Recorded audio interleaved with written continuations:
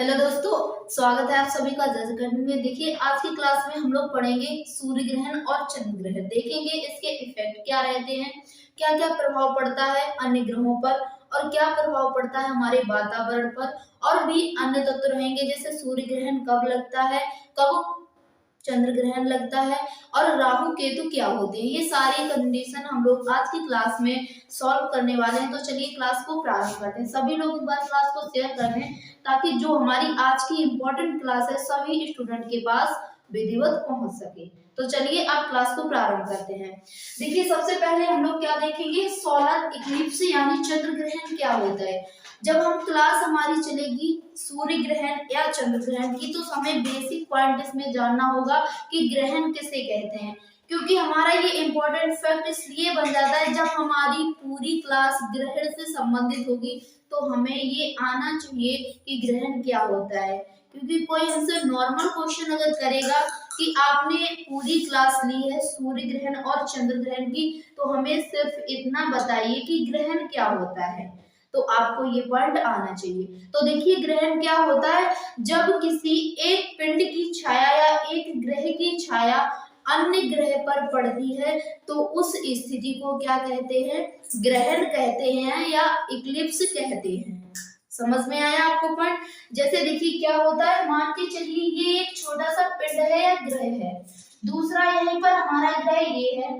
अब देखिए सूर्य हमारा इस तरफ है, अब सूर्य से जब प्रकाश यहाँ पर आएगा और इस ग्रह की छाया इस ग्रह पर पड़ेगी तो उस स्थिति को हम लोग क्या कहेंगे, ग्रहण कहेंगे यानी सोलर इक्लिप्स कहेंगे। समझ में आया आप सभी को पॉइंट। अब आगे बढ़िए, तो सबसे पहला हम लोग कौन सा इक्लिप्स पढ़ेंगे, सोलर इक्लिप्स यानी सूर्य ग्रहण। ठीक है, अब इसमें समझिए, बेसिक से हम लोग समझेंगे और सारे पॉइंट इसमें कवर करेंगे। तो देखिए सूर्य ग्रहण कब लगता है, पहला तो पॉइंट हमारा ये बनेगा। तो देखिए सूर्य ग्रहण कब होता है, जब पृथ्वी और सूर्य के बीच में चंद्रमा आ जाता है तो कौन सी स्थिति बनती है, सूर्य ग्रहण की स्थिति बनती है। अब इसको आप लोग अच्छे से समझने का प्रयास कीजिए। देखिए ये है हमारा सूर्य और ये है हमारी पृथ्वी। सूर्य ग्रहण किस प्रकार से लगेगा, बीच में आ जाएगा चंद्रमा। अब देखिए बीच में जब चंद्रमा आ गया तो कुछ भाग सूर्य का हमें पृथ्वी से देखने पर नहीं दिखाई देगा। जब पृथ्वी से कुछ भाग सूर्य का दिखाई नहीं देगा तो वो स्थिति कहलाएगी सूर्य ग्रहण। देखिए जो हमारी पूरी पृथ्वी है, ऐसा नहीं है कि पूरी पृथ्वी से ही देखने पर हमें सूर्य ना दिखाई दे, ऐसा नहीं है। कुछ भाग ऐसा है जहां से देखने पर सूर्य का कुछ भाग दिखाई नहीं देगा। बहुत से देश होंगे जिससे देखने पर नहीं दिखाई देगा। क्यों ऐसा होगा, क्योंकि जो चंद्रमा है ये पृथ्वी का एकमात्र उपग्रह है और ये इतना बड़ा उपग्रह नहीं है कि ये अपनी पूरी स्थिति से सूर्य को ढक सके, इतनी इसमें क्षमता नहीं है। तो यही रीजन है कि ये सूर्य का कुछ भाग ढक लेता है, यानी जब हम पृथ्वी से देखेंगे तो कुछ हिस्सा सूर्य का हमें दिखाई नहीं देगा, तो वही स्थिति कहलाती है सूर्य ग्रहण। समझ में आया आपको। अब देखिए ये चंद्रमा बीच में आ जाती है तो कब क्या होता है, सूर्य ग्रहण होता है। अब देखिए क्वेश्चन एक हम आप लोगों से कर रहे हैं, आप लोगों को जल्दी से आंसर देना है। क्वेश्चन हमारा यही है कि सूर्य ग्रहण कब लगता है, तो उसमें ऑप्शन रहेंगे सूर्य और पृथ्वी के बीच में चंद्रमा आ जाने से या चंद्रमा और पृथ्वी के बीच में सूर्य आ जाने से। आपको दो ही ऑप्शन दे रहे हैं, एक ऑप्शन आपको क्लियर करना है, जल्दी से सभी लोग आंसर करें कि पृथ्वी और सूर्य के बीच में चंद्रमा आएगा या चंद्रमा और पृथ्वी के बीच में सूर्य आएगा। तो कब सूर्य ग्रहण लगेगा, जल्दी से सभी लोग एक बार रिप्लाई दें। तो क्या आएगा, पृथ्वी और सूर्य के बीच में जब चंद्रमा आएगा तो सोलर इक्लिप्स यानी सूर्य ग्रहण लगता है। अब देखिए इसमें सूर्य ग्रहण कितने प्रकार से होते हैं, इसके कितने टाइप रहते हैं। तो पहला है इसमें पार्शियल, दूसरा है एनुलर और तीसरा है टोटल। यानी सूर्य ग्रहण लगता है वो तीन प्रकार से लगता है। पार्शियल कब लगेगा, देखिए जब कुछ भाग हमें दिखाई नहीं देगा, यानी थोड़ा भाग होगा मान के चलिए इतना सा भाग हमें पृथ्वी से देखने पर सूर्य का नहीं दिखाई दे रहा है, तो कौन सा सूर्य ग्रहण होगा? पार्शियल सोलर इक्लिप्स होगा, यानी अल्प सूर्य ग्रहण होगा। दूसरा देखिए इसमें एनुलर। एनुलर का मतलब होता है कुछ भाग से अधिक, जैसे आधा भाग, इतना भाग है हमें सूर्य का दिखाई नहीं देगा पृथ्वी से देखने पर, तो कौन सा सूर्य ग्रहण होगा? एनुलर सोलर इक्लिप्स होगा, यानी आधे से अधिक जब दिखाई नहीं देगा। थर्ड क्या है? टोटल। टोटल आप इससे समझ ही रहे होंगे कि यानी संपूर्ण भाग जब ढक जाता है तो वो क्या होता है? पूर्ण सूर्य ग्रहण कहलाता है। जैसे ये चंद्रमा है, ये बीच में आ गया, अब पृथ्वी से जब हम सूर्य को देखेंगे, मान लीजिए पूरी इस तरह से डायरेक्शन में है कि ये चंद्रमा पूरा ढक रहा है सूर्य को, जब पूरा ढकेगा तो पृथ्वी से देखने पर हमें ये सूर्य ब्लैक दिखाई देगा, तो कौन सा सूर्य ग्रहण होता है? टोटल सोलर इक्लिप्स होता है, यानी पूर्ण सूर्य ग्रहण कहते हैं। ठीक है, तो ये हमारा पॉइंट इंपॉर्टेंट रहेगा कि टोटल सोलर इक्लिप्स कब होता है? जब संपूर्ण सूर्य ढक जाता है चंद्रमा के प्रभाव से, तो टोटल सोलर इक्लिप्स होता है, यानी पूर्ण सूर्य ग्रहण होता है। उम्मीद करते हैं कि सभी को यहाँ तक अच्छे से समझ में आ गया होगा। अब आगे देखते हैं इसमें और क्या रहेगा हमारा पॉइंट। अगला रहेगा टाइमिंग इसकी कितनी रहेगी, यानी जो सोलर इक्लिप्स होता है, सूर्य ग्रहण होता है, कितने समय के लिए लगता है। इंपॉर्टेंट फैक्ट है, सभी लोग अच्छे से नोट कीजिएगा। तो देखिए इसमें क्या रहेगा टाइम? 7 minute 8 second. देखिए ये बहुत कम समय के लिए लगता है, और जो हमारा चंद्र ग्रहण होता है वो अधिक समय के लिए लगता है। तो पहले तो आप लोग इसे कंप्लीट कीजिए, फिर हम लोग बताएंगे आगे जब हम चंद्र ग्रहण पढ़ेंगे तो उसमें देखेंगे कि वो अधिक समय के लिए क्यों लगता है। तो इसका समय कितना रहता है? 7 मिनट 8 सेकेंड अधिकतम समय रहता है। इससे कम हो सकता है समय सूर्य ग्रहण का, लेकिन अधिक नहीं हो सकता है। कितने समय से? 7 मिनट और 8 सेकेंड से अधिक नहीं होगा। क्यों नहीं होगा? इसका इफेक्ट समझिए अच्छे से। तो देखिए इसमें इसलिए टाइमिंग नहीं बढ़ती है क्योंकि देखिए जो ये पृथ्वी है हमारी, किसके चक्कर लगाती है? सूर्य का चक्कर लगाती है। जितने भी ग्रह हैं वो किसके चक्कर लगाते हैं? सूर्य का चक्कर लगाते हैं। तो उसी प्रकार से जब हमारी पृथ्वी ये सूर्य का चक्कर लगाती है, किस डायरेक्शन में लगाती है? तो ये पश्चिम से पूर्व की ओर डायरेक्शन में लगाती है। ये क्वेश्चन इंपॉर्टेंट है हमारा। दो ग्रह ऐसे हैं जो विपरीत दिशा में परिक्रमा करते हैं, यानी पूर्व से पश्चिम की ओर घूमते हैं। ठीक है, और ये किस प्रकार से घूमते हैं? पश्चिम से पूर्व की ओर, और ये घूमता है पूर्व से पश्चिम की ओर। ठीक है, तो पहले तो आप यही समझिए, जो पृथ्वी है वो इस डायरेक्शन में राउंडिंग करती है, और जो उसका उपग्रह है यानी पृथ्वी का उपग्रह है चंद्रमा, वो इस डायरेक्शन में राउंडिंग करता है। तो देखिए जब सूर्य ग्रहण होगा, यानी जब इनकी स्थिति सेम होगी तो सूर्य ग्रहण लगता है। ठीक है, अब देखिए जब ये राउंडिंग करता है और ये भी राउंडिंग करता है, ये अपने पथ से इस तरफ के लिए आएगा, और जो पृथ्वी है हमारी वो अपने पथ पर इस साइड से इस साइड जाएगी। ठीक है, अब देखिए ये जल्दी क्यों खत्म हो जाता है? मान के चलिए जब ये पृथ्वी घूर्णन कर रही है, पूरा चक्कर लगाती है, अब ये यहाँ पर थी, अभी कुछ समय के बाद जब ये चक्कर लगाएगी तो यहाँ पर हो जाएगी। ठीक है, अर्थ यानी पृथ्वी यहाँ पर आ जाएगी, और जो चंद्रमा इसका चक्कर लगाता है वो यहाँ से इस प्रकार लगाता है, तो वो घूर्णन करता हुआ यानी चक्कर लगाता हुआ यहाँ पर आ जाएगा। कहाँ पर आ गया? यहाँ पर चंद्रमा आ गया। अब देखिए क्या ये सूर्य ग्रहण की स्थिति बनेगी? नहीं बनेगी।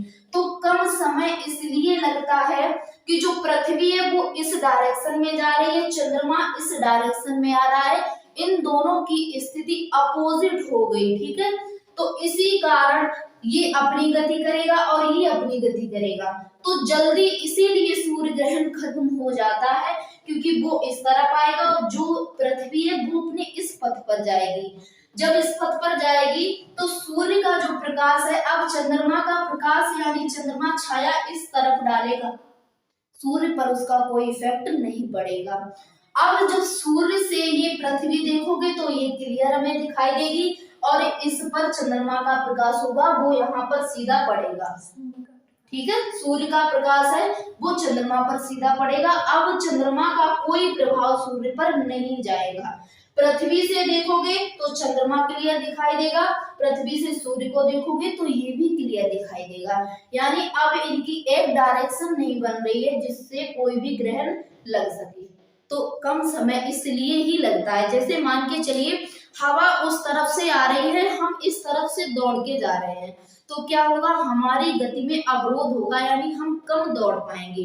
अब यही क्या होगा, अगर हवा उस तरफ से आ रही है और हम भी उस तरफ से ही दौड़कर आ रहे हैं तो क्या होगा, हमारी गति दोगुनी हो जाती है।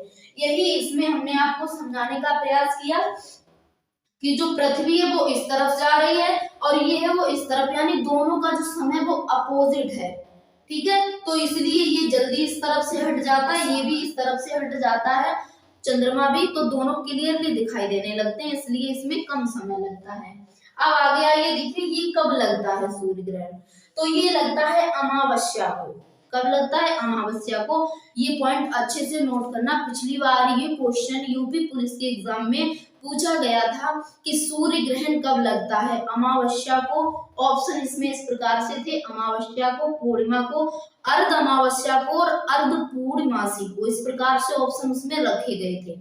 तो क्या उसमें राइट आंसर था, अमावस्या को सूर्य ग्रहण लगता है। अच्छे से सभी को याद रखना है, बहुत स्टूडेंट कंफ्यूज होते हैं इसमें कि अमावस्या को लगता है या पूर्णिमा को लगता है, तो आपको लर्न रखना है अच्छे से कि अमावस्या को सूर्य ग्रहण लगता है।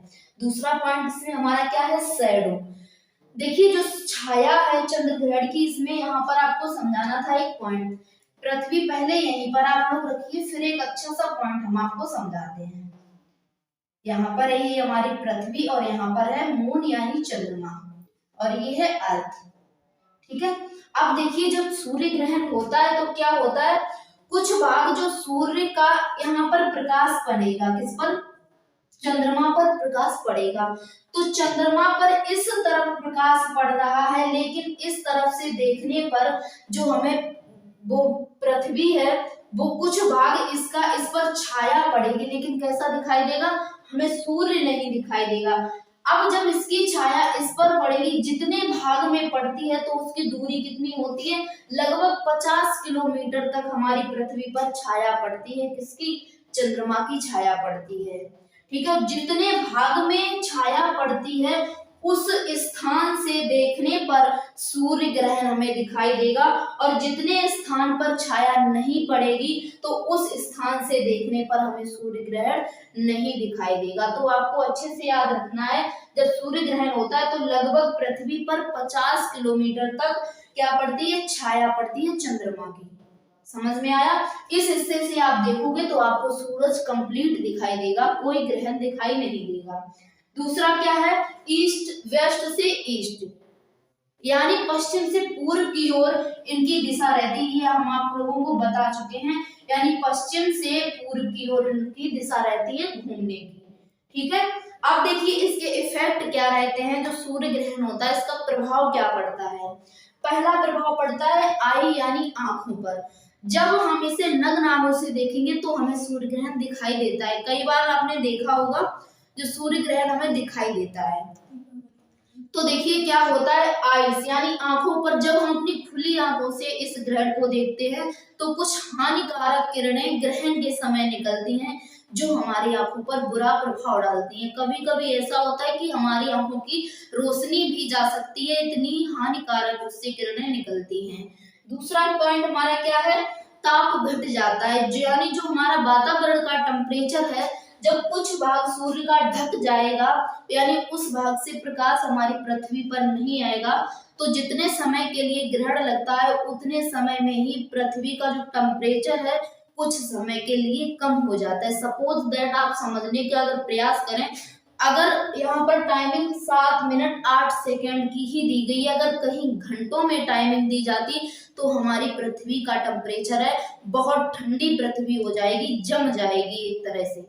ठीक है, तो पृथ्वी का जो सूर्य का प्रकाश है वो पृथ्वी के लिए बहुत ही आवश्यक है। 7 मिनट और 8 सेकंड में जब पृथ्वी का कुछ टेम्परेचर कम हो सकता है तो आप समझ सकते हैं कि अधिक समय के लिए अगर हुआ तो हमारी पृथ्वी का क्या हाल हो सकता है। समझ में आया आपको यहाँ तक? इसके प्रभाव हमारी आंखों पर भी प्रभाव पड़ता है और जो हमारा वातावरण है इस पर भी सूर्य ग्रहण का अधिक प्रभाव पड़ता है। उम्मीद करते हैं कि आपको सूर्य ग्रहण अच्छे से कंप्लीट हो गया होगा। अब इसमें हम लोग अगला पढ़ेंगे चंद्र ग्रहण और उसके प्रभाव। चलिए अब देखिए लूनर इक्लिप्स यानी चंद्र ग्रहण क्या होता है। जिस प्रकार से हमने सूर्य ग्रहण अच्छे से डिस्कस किया तो इसमें भी देखिए चंद्र ग्रहण कब लगता है। तो देखिए चंद्र ग्रहण लगता है जब सूर्य और चंद्रमा के बीच में पृथ्वी आ जाती है तो कौन सा ग्रहण होता है? चंद्र ग्रहण होता है। समझिएगा इसको भी अच्छे से।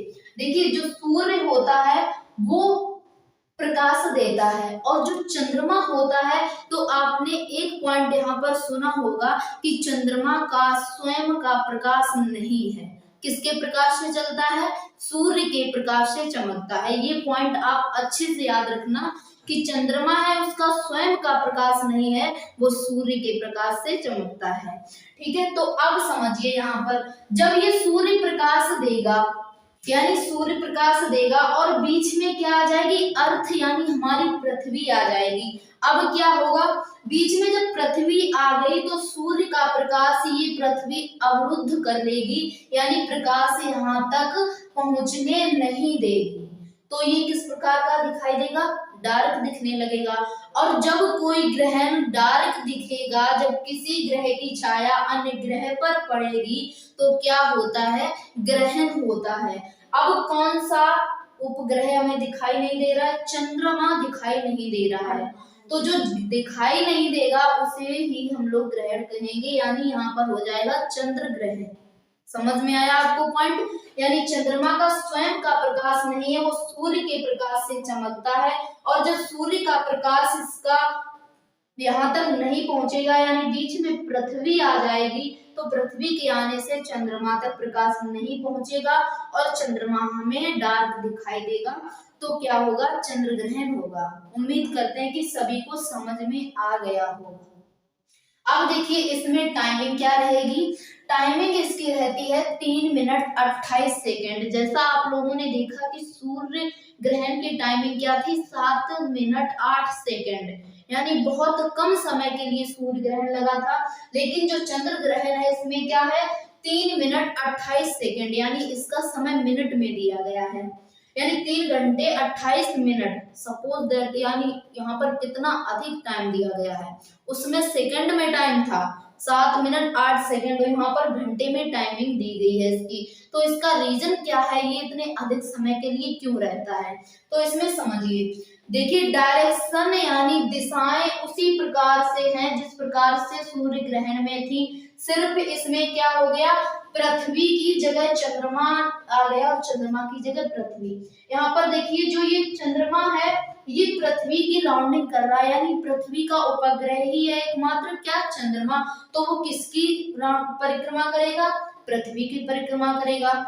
और देखिए जो ग्रह होते हैं वो सारे ग्रह किसकी परिक्रमा करेंगे? सूर्य की परिक्रमा करेंगे। और जो उपग्रह होते हैं तो जो ग्रह के उपग्रह होंगे तो वो अपने अपने ग्रह की भी परिक्रमा करेंगे और साथ में सूर्य की भी परिक्रमा करेंगे। तो देखिए ये पृथ्वी की परिक्रमा कर रहा है क्या? चंद्रमा। अब देखिए चंद्रमा इस तरफ आ गया, अब इसमें ये गति करेगा। चंद्रमा किस तरह से करेगा? यहाँ से यहाँ पर किस तरफ से घूर्णन करेगा? घूर्णन भी करेगा और परिक्रमण भी करेगा। इस दिशा से इसमें घूर्णन करेगा और जो हमारी पृथ्वी है वो किस तरफ करेगी घूर्णन? यहाँ से यहाँ तक घूर्णन भी करेगी और परिक्रमा भी करेगी। अब देखिए चंद्रमा भी इस तरफ जा रहा है और पृथ्वी भी इस परिपथ से होकर सूर्य की परिक्रमा करेगी। तो पृथ्वी पहले तो यहाँ थी और दोबारा यानी जब उसने घूर्णन किया यानी वो पथ पर चलेगी तो यहाँ से यहाँ आ गई। कहाँ आ गई? हमारी पृथ्वी। अर्थ यानी यहाँ पर पृथ्वी आ गई। और जो चंद्रमा है वो पृथ्वी की परिक्रमा करता है तो उसका परिपथ ये यानी उसका रास्ता ये है। अब वो यहाँ था पहले, और जब उसने गति की तो वो दूसरी गति में यहाँ आ गया। कहाँ आ गया? यहाँ आ गया। अब देखिए, पहले तो सूर्य की छाया थी, वो चंद्रमा पर नहीं पड़ रही थी क्योंकि बीच में पृथ्वी थी। लेकिन जब उन्होंने और गति की, यानी चंद्रमा यहाँ से यहाँ पहुंच गया और पृथ्वी यहाँ से हमारी यहाँ पहुंच गई, फिर भी क्या होगा? देखिए, फिर भी सूर्य तो प्रकाश देगा ही, लेकिन वो बीच में ही फिर पृथ्वी रोक लेगी। यानी जब पृथ्वी यहाँ आ गई, चंद्रमा यहाँ आ गया, लेकिन प्रकाश अभी भी अवरोध किए हुए है। कौन? पृथ्वी। तो अभी भी हमें चंद्रमा नहीं दिखाई दे रहा है, तो अभी भी क्या है? चंद्र ग्रहण लगा हुआ है। तो रीजन क्या है अधिक समय के लिए? कि ये दोनों एक ही दिशा में गति करते हैं, तो अधिक समय लगता है चंद्र ग्रहण में। ठीक है। और जो सूर्य ग्रहण था उसमें क्या था? उसमें पृथ्वी हमारी इस तरफ परिक्रमा कर रही थी और जो चंद्रमा हमारा था वो यहाँ था, वो इस तरफ परिक्रमा कर रहा था, यानी दोनों अपोजिट थे। तो वो जल्दी से एक दूसरे से कटाक्ष हो गए, यानी अलग हो गए। और यहाँ पर क्या है? यहाँ पर चंद्रमा हमारा इस तरफ आ गया है घूर्णन करते हुए, और इस तरफ जब इस रास्ते पे जाएगा तो यहाँ पर ये भी इसी रास्ते से होकर यहाँ आएगा, और जो पृथ्वी है अगर ये भी परिक्रमा करेगी तो ये भी यहाँ से होकर यहाँ जाएगी, यानी अपने रास्ते पर घूर्णन करेगी, गति करेगी। तो अधिक समय इसीलिए लगता है कि दोनों एक ही डायरेक्शन में परिक्रमा कर रहे हैं, और वहां पर दोनों की डायरेक्शन थी वो अपोजिट थी, तो अधिक समय इसीलिए लगता है चंद्र ग्रहण में। अब देखिए, अगला पॉइंट हमारा क्या है? किस दिन चंद्र ग्रहण लगता है? तो दिन कौन सा है? पूर्णिमा के दिन ही चंद्र ग्रहण लगता है। सूर्य ग्रहण कब लगता है? अमावस्या के दिन, और चंद्र ग्रहण पूर्णिमा के दिन। समझ में आया आपको पॉइंट? अब देखिए, इसमें शैडो, यानी जो चंद्र ग्रहण की छायाएं पड़ती हैं अन्य ग्रहों पर, यहाँ पर देखिए जो यहाँ की छाया पड़ेगी, किस पर पड़ेगी? पृथ्वी की कुछ छाया पड़ेगी चंद्रमा पर। ठीक है। लेकिन हमें वो छाया दिखाई नहीं देगी, वो शैडो दिखाई नहीं देगी, लेकिन दो प्रकार से इसकी छाया पड़ेगी। किस प्रकार की? पहली है अम्बरा, दूसरी है पेनम्बरा। यानी जो डार्क होगी वो हो जाएगी पेनम्बरा, और जो हल्की छाया पड़ती है उसको बोलते हैं अम्बरा। तो देखिए, कोई भी व्यक्ति होता है या किसी भी वस्तु की छाया दो प्रकार से पड़ती है। किस प्रकार की? जो छाया, देखिए आप एक रूम में होइए और उस रूम में एक ही लाइट ऑन कीजिए, क्योंकि हमारे सौर मंडल में सिर्फ एक ही सूर्य है, वही प्रकाश देता है। इसी प्रकार आप अगर एक रूम में है, एक ही लाइट ऑन कीजिए, तो आपकी जो शैडो यानी छाया दिखाई देगी वो दो प्रकार से दिखाई देगी। इस प्रकार आप देखो, एक तो आपकी डार्क छाया दिखाई देगी, दूसरी आपकी हल्की छाया दिखाई देगी। तो जो डार्क होती है उसको पेनम्बरा बोलते हैं, और जो हल्की होती है उस छाया को हम अम्बरा बोलते हैं। ठीक है। समझ में आया आपको यहाँ तक? अब देखिए, इसमें अगला पॉइंट हमारा ये रहेगा कि जो सूर्य ग्रहण और चंद्र ग्रहण के समय ज्वार आते हैं तो वो किस प्रकार आते हैं और कब अधिक कब कम आते हैं। देखेंगे, जो चंद्र ग्रहण होता है, सूर्य ग्रहण लगता है, तो उस समय ज्वार आता है हमारी पृथ्वी पर। ज्वार किसे कहते हैं? समुद्र में बहुत बड़ी बड़ी लहरें उठती हैं, तो उसे हम कहते हैं ज्वार।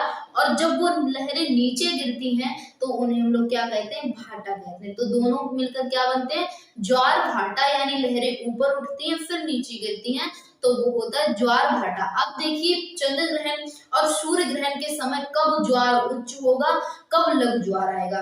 तो देखिए, इसमें पहले तो ये देखिए कंजक्शन, यानी जब पृथ्वी और चंद्रमा और सूर्य एक डायरेक्शन में होंगे, एक ही जुड़ाव में होंगे, तो उस स्थिति को हम लोग क्या कहते हैं? युति बोलते हैं। युति का मतलब ये होता है जोड़ना, यानी एक ही समांतर रेखा में जब तीनों जुड़ रहे होते हैं तो वो होता है युति। अब देखिए, इसको समझने की कोशिश कीजिए अच्छे से। यहाँ पर देखिए चंद्रमा, यहाँ पर है हमारा सन यानी सूर्य, और यहाँ पर चंद्रमा, और यहाँ पर पृथ्वी यानी अर्थ। ठीक है। अब देखिए, जब क्या होगा? चंद्र ग्रहण या सूर्य ग्रहण कुछ भी होगा, तो क्या होगा? जो हमारी ये पृथ्वी है, पृथ्वी कहाँ पर है? यहाँ पर है। और मान लीजिए, पहले तो हम मान के चलते हैं चंद्र ग्रहण है। अब देखिए, ये दो पिंड एक तरफ हो गए और जो पृथ्वी है वो हमारी एक तरफ हो गई। अब देखिए जो इनकी गुरुत्वाकर्षण शक्ति है वो पृथ्वी को अपनी ओर खींचेगी, यानी चंद्रमा भी अपनी गुरुत्वाकर्षण शक्ति से पृथ्वी को अपनी ओर खींचेगा और सूरज भी अपनी गुरुत्वाकर्षण शक्ति से पृथ्वी को अपनी ओर खींचेगा। जब दोनों पिंड पृथ्वी को अपनी ओर खींचेंगे तो जो समुद्र का पानी होता है उसमें बहुत बड़ी बड़ी लहरें उठती हैं उस गुरुत्वाकर्षण शक्ति के कारण। मान के चलिए यहाँ पर बहुत अधिक पानी है, जब इसका खिंचाव होगा इन पिंडों का तो बड़ी बड़ी लहरों में पानी उठेगा समुद्र से, तो उन बड़ी बड़ी लहरों को हम क्या कहते हैं, ज्वार भाटा कहते हैं। अब देखिए इसमें क्या है, इसमें हमारा सूर्य ये इस तरफ है और बीच में हमारी पृथ्वी है और इस तरफ क्या है, चंद्रमा है। ठीक है, ये था उच्च ज्वार जिसे युति बोलते हैं। और जब पृथ्वी हमारी बीच में आ जाएगी, इस साइड चंद्रमा यानी होगा और इस तरफ सूर्य होगा, तो उस स्थिति को क्या बोलते हैं, वियुति यानी बिछड़ाव। यहाँ पर जुड़ाव था दोनों का, पृथ्वी हमारी एक साइड में थी। वियुति का मतलब क्या होगा कि चंद्रमा और सूर्य अलग अलग हो जाएंगे, बीच में हमारी पृथ्वी आ जाएगी। अब देखिए अगर यहाँ पर था सूर्य चंद्र ग्रहण, यहाँ पर कोई भी ग्रहण मान लीजिए, आप चंद्र ग्रहण मान लीजिए या सूर्य ग्रहण, तो देखिए क्या होगा, जब इनकी गुरुत्वाकर्षण शक्ति लगेगी तो चंद्रमा की जो गुरुत्वाकर्षण शक्ति होगी वो पृथ्वी को अपनी ओर खींचेगी और जो सूर्य है वो पृथ्वी को अपनी ओर खींचेगा। यहाँ पर भी ज्वार आता है लेकिन उतना अधिक नहीं आता है। क्यों नहीं आता है, जैसे आप अपने से ही समझने का प्रयास कीजिए। आप मान लीजिए सिंगल खड़े हो, कोई व्यक्ति आपको आकर इधर से खींचने लगेगा तो आप इस साइड खींच जाओगे, जल्दी खींच जाओगे ना।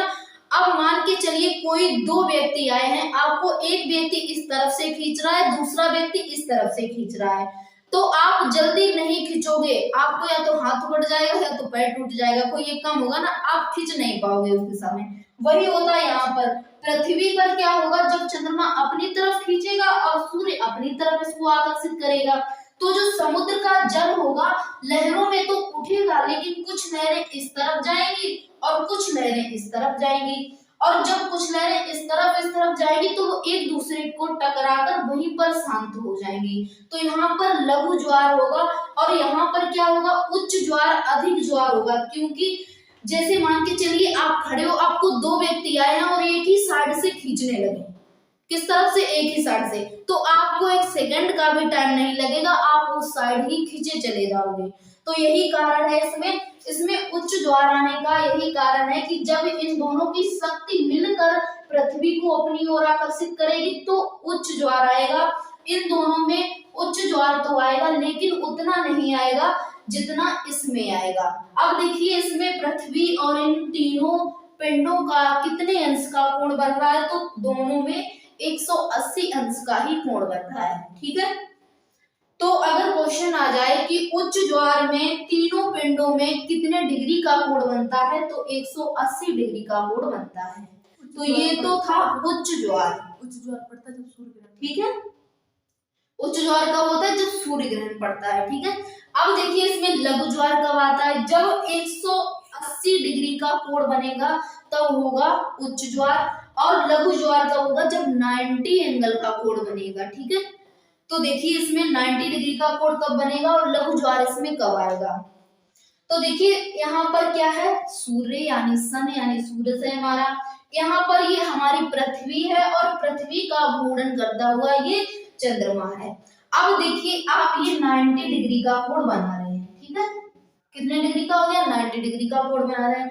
अब इसमें क्या होगा, मान के चलिए यहाँ पर पड़ रहा है चंद्र ग्रहण। ठीक है, तो जब 90 डिग्री का कोण बनेगा, जब चंद्रमा इस तरफ खींचेगी अपनी ओर पृथ्वी को और सूर्य इस तरफ खींचेगा, तो बहुत कम खिंचाव होगा इसमें, तो उस समय क्या आता है, लघु ज्वार लगता है। कब लगता है, जब पृथ्वी और चंद्रमा और सूर्य 90 डिग्री का कोण बनाते हैं तब लघु ज्वार आता है। इस तरह से इसमें या तो चंद्रमा ऊपर की स्थिति में हो या नीचे की स्थिति में हो। ठीक है, दोनों स्थितियां हम आपको दर्शाकर इसमें अच्छे से समझाने का प्रयास कर रहे हैं। या तो चंद्रमा इस तरफ हो, फिर भी देखिए 90 एंगल का कोण बन रहा है, यानी 90 डिग्री का कोण बन रहा है। और यहाँ पर अगर चंद्रमा होगा ऊपर की स्थिति में फिर भी 90 डिग्री का कोण ही बनेगा। तो इन दोनों स्थिति में कौन सा ज्वार आएगा? लघु ज्वार आएगा। तो यहाँ पर हमारा एक क्वेश्चन बना जाके बहुत अच्छा कि उच्च ज्वार कब आता है, यानी सूर्य, पृथ्वी और चंद्रमा कितने डिग्री का कोण बनाते हैं तब उच्च ज्वार आता है। तो कितने डिग्री का बनाते हैं? 180 डिग्री का कोण बनाते हैं तब उच्च ज्वार आता है। और 90 डिग्री का एंगल बनाते हैं तब कौन सा ज्वार आता है? लघु ज्वार आता है। ठीक है। अब देखिए इसमें एक क्वेश्चन आ रहा होगा आप लोगों के दिमाग में कि जो हमारी पृथ्वी है, सबसे पहले आपने देखा होगा अगर सूर्य के डायग्राम से आप समझोगे तो सूर्य के पास सबसे पास कौन सा ग्रह है? बुध है। बुध के बाद शुक्र है, शुक्र के बाद पृथ्वी है। इसको आप अच्छे से समझिए। तो देखिए इसमें पहले हम लोग डायग्राम बना लें फिर उसको समझने का प्रयास करेंगे।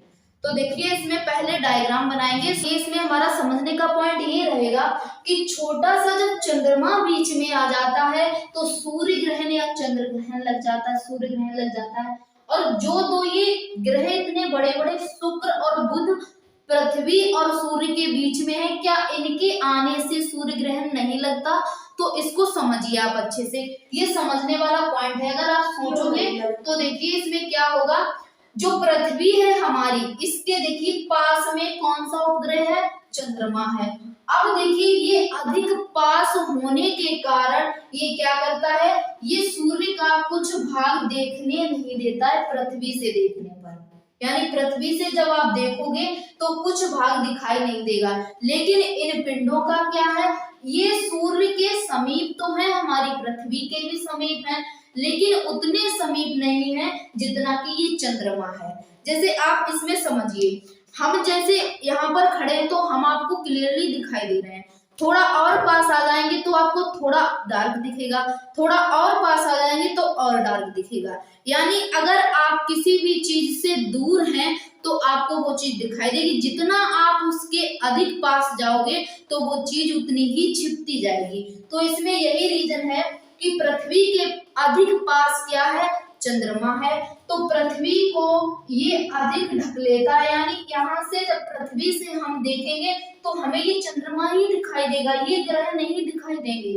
तो यही रीजन है कि पृथ्वी और सूर्य के बीच में जब चंद्रमा आ जाता है तो कुछ भाग हमें दिखाई नहीं देता है, तब क्या होता है? सूर्य ग्रहण होता है। इन पिंडों का क्या है, यानी इन ग्रहों का, तो देखिए ये पास है लेकिन उतने पास नहीं है। इन ग्रहों के दो बिंदु बनते हैं सूर्य पर, इस तरह से धब्बे दिखाई देते हैं। पृथ्वी से जब इन ग्रहों को देखोगे तो जो दो छोटे छोटे धब्बे दिखाई देते हैं तो वो बुध और शुक्र, इन ग्रहों की छाया पड़ती है सूर्य पर, तो वही धब्बे हमें दिखाई देते हैं। ठीक है।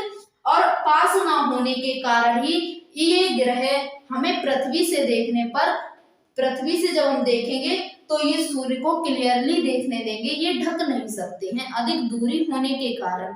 समझ में आया आपको यहाँ से? अब देखिए इसमें एक पॉइंट हमारा ये बनेगा, कुछ धार्मिक पौराणिक किस अनुसार बताया जाता है कि सूर्य ग्रहण और चंद्र ग्रहण कब लगता है। ये बताया जाता है कि प्राचीन काल में जो देवता और राक्षस थे इनमें एक बार युद्ध हुआ, तो युद्ध के दौरान जो सूर्य भगवान थे उन्होंने राक्षसों और देवताओं की संधि करवाई। संधि के दौरान इन्होंने समुद्र मंथन करवाया, यानी दोनों लोग मिलकर समुद्र मंथन करेंगे और समुद्र मंथन के दौरान उसमें से एक घड़ा निकलेगा। किसका? अमृत का घड़ा निकलेगा, जो देवताओं और राक्षसों में दोनों लोगों में बांट दिया जाएगा। ठीक है। इस प्रकार से सूर्य भगवान ने डिसाइड किया था। लेकिन क्या हुआ, उसमें से जो घड़ा निकला उसमें जो विष्णु भगवान थे उन्होंने क्या किया, उस अमृत को राक्षसों में नहीं बांटा, सिर्फ देवताओं में ही बांट दिया। और जब ये अमृत देवताओं में बांटा जा रहा था तो क्या हुआ था, जो ये राक्षस थे इनको पता नहीं था, लेकिन एक राक्षस था उसने ये पता लगा लिया कि आज देवताओं में अमृत बांटा जा रहा है। तो उसने क्या किया, वो यहाँ से गया, उसने अपना पूरा कायाकल्प चेंज कर दिया, यानी उसने देवताओं का रूप ले लिया और यहाँ से देवताओं का रूप लेकर यहाँ देवताओं में बैठ गया आके। और यहाँ पर बैठा तो जो अमृत बांटा जा रहा था धीरे धीरे सबको दिया जा रहा था, इसको भी दिया गया। तो इसने जैसे ही अमृत पीने का प्रयास किया, लेकिन तब तक क्या हुआ, जो यहाँ पर चंद्रमा और सूर्य ये दो व्यक्ति थे, इन्होंने देख लिया कि यहाँ पर ये देवताओं के रूप में राक्षस बैठा है। इन्होंने इसकी सूचना दे दी किसको, विष्णु भगवान को। विष्णु भगवान ने क्या किया, जैसे ही ये अमृत पीने जा रहा था तो उन्होंने अपने सुदर्शन चक्र से इसकी गर्दन काट दी। तो अमृत इसका यहाँ से नीचे ही नहीं जा पाया, इतने में इसकी गर्दन कट गई। और जो ये राक्षस था इसके दो भाग हो गए, इसकी गर्दन अलग हो गई और धड़ से इतना जो शरीर था वो अलग हो गया। तो तब से ये दो हिस्सों में बट गया, इसके दो नामकरण भी हो गए। ऊपर का जो धड़ था इसको राहु कहा गया और जो नीचे का धड़ था इसको केतु कहा गया। ठीक है, तो ऐसा माना जाता है कि जब इन दोनों व्यक्तियों ने बता दिया कि ये अमृत पी रहा है राक्षस, तो उसी दिन से इस राक्षस को इनसे जेलस यानी घृणा हो गई, नफरत हो गई कि इन इंसानों की वजह से, इन देवताओं की वजह से हमने अमृत नहीं पी पाया। तो यही रीजन है कि जब से ये दो खंडों में बटा, ये राहु रहा, ये केतु रहा, उसी दिन से ये सूर्य और चंद्रमा को क्षति पहुंचा रहा है। तो जब ये उनको क्षति पहुंचाता है यानी सूर्य पर जब ये प्रभाव डालता है तो सूर्य ग्रहण होता है, और जब चंद्रमा पर ये हानि पहुंचाता है तो उस समय चंद्र ग्रहण होता है।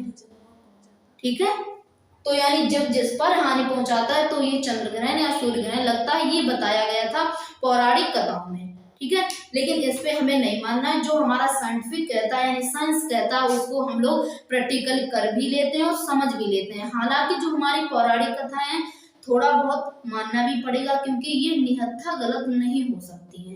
ठीक है, उम्मीद करते हैं कि सभी ने क्लास अच्छे से पढ़ी होगी। देखिए, जब भी क्लास लीजिए एकाग्रचित होकर लीजिए। ठीक है, यानी क्लास जो भी आप पढ़ें अच्छे से पढ़ें, जितना हो सके क्लास में ही लर्न करने का प्रयास करें, क्योंकि जब हम क्लास में ध्यान लगाकर पढ़ते हैं तो अधिकतर हम उसे याद कर पाते हैं। क्या क्लास में याद करने का यही फायदा होता है कि हम उसे बार बार नहीं पढ़ते। कोई भी चीज होती है अगर क्लास हम एक बार पढ़ लेते हैं, कोई भी बंदा ऐसा नहीं होगा कि एक क्लास को 4-5 बार पढ़ेगा, ऐसा नहीं। इसलिए जब एक बार आप क्लास खोल के बैठो तो इतने ध्यान से क्लास को अटेंड करो, इतने ध्यान से पढ़ो कि एक ही बार में आपको क्लास लर्न हो जाए। ठीक है, देखिए किसी ने एक बहुत अच्छी बात कही है, क्या कि तजुर्बे ने शेर को खामोश रहना सिखाया है। क्या है कि तजुर्बे ने शेर को खामोश रहना सिखाया है, क्योंकि शिकार दहाड़ कर नहीं किया जाता। क्योंकि अगर शेर दहाड़ेगा तो शिकार नहीं कर पाएगा। इसलिए जितनी खामोशी से आप मेहनत करोगे, आपकी जो आगे की ग्रोथ होगी, आपका आगे का जो डेवलपमेंट होगा, या चाहे शिक्षा के मामले में हो चाहे अपने काम किसी मामले में हो, अच्छा ग्रोथ होगा। इसलिए शांति से पढ़ें और आगे अपनी पढ़ाई भी अच्छे से कंप्लीट करें। ठीक है, क्या कहा गया कि कामयाबी के पीछे ऐसे पड़ जाओ जैसे वो गर्लफ्रेंड हो आपकी। गर्लफ्रेंड के पीछे तो सभी लोग भागते हैं ना, लेकिन कामयाबी को अपनी गर्लफ्रेंड बनाओ और इस प्रकार से भागो कि आगे कोई चांस ही नहीं है, हम कहाँ जाएंगे। ठीक है, तो गर्लफ्रेंड को छोड़ो, कामयाबी को पकड़ो, आगे आपके जीवन में कामयाबी बहुत काम आएगी। तो आज की क्लास तो यहीं तक रखते हैं, फिर मिलेंगे हम लोग अगली क्लास में। अगली क्लास में इससे संबंधित और भी क्लासें आएंगी जिनमें हम आपको डीपली समझाने का प्रयास करेंगे। आज की क्लास यहीं तक, फिर मिलेंगे नेक्स्ट क्लास में।